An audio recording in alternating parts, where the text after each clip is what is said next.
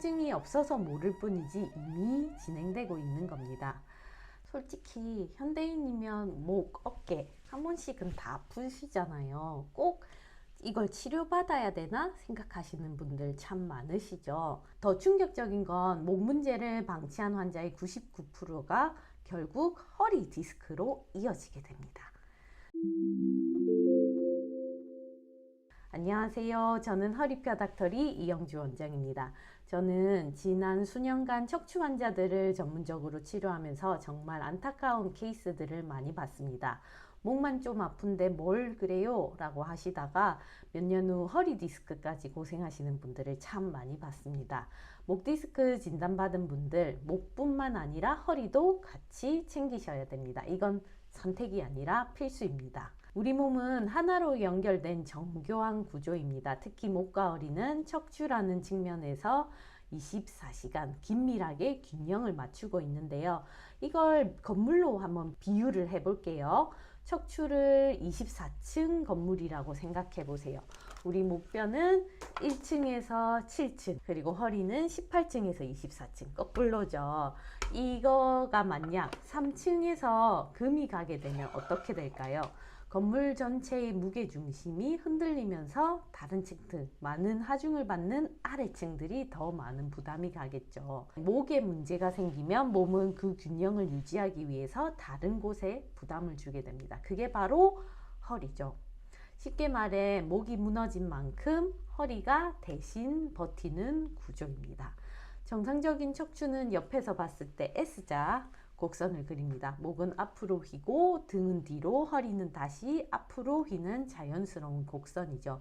그런데 목이 일직선으로 펴지거나 앞으로 빠지거나 이 곡선이 무너지게 되면요. 그러면 몸은 균형을 맞추려고 허리 곡선을 더 과도하게 굽히거나 펴게 됩니다. 마치 무너져가는 탑을 버티려고 아래쪽을 단단하게 잡는 것과 같습니다. 이게 몇 년간 반복된다면 허리 근육은 과로에 지치고 디스크는 압박을 받아 퇴행이 가속화되게 되죠. 통증이 없어서 모를 뿐이지 이미 진행되고 있는 겁니다.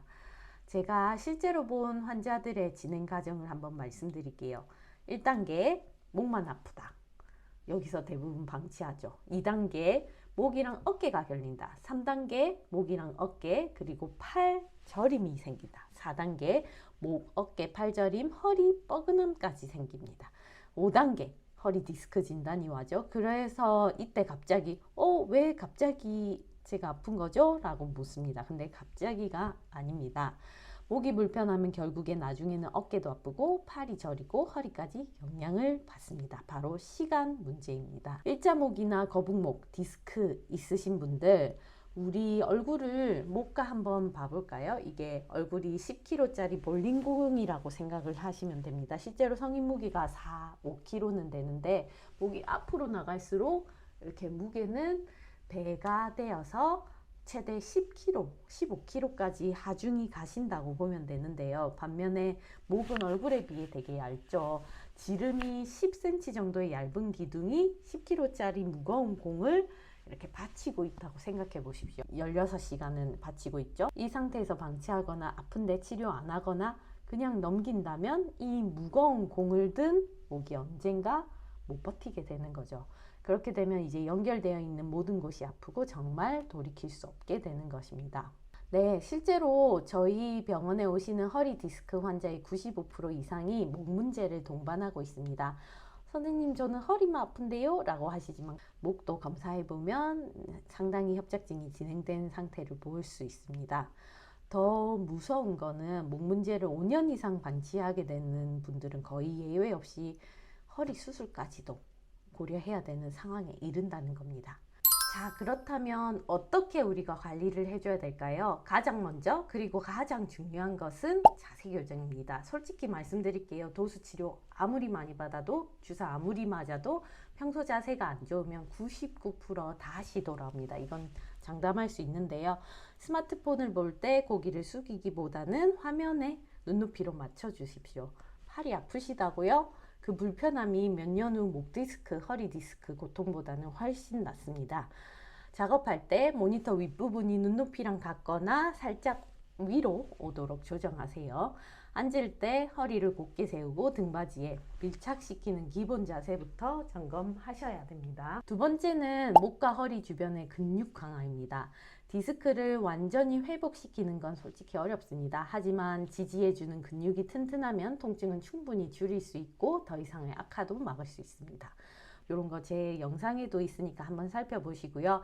간단한 목 스트레칭, 코어 근육 강화 운동부터 시작해 보시길 권합니다.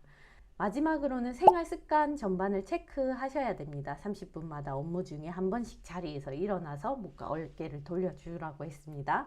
장시간 같은 자세 유지는 정말 독이 됩니다.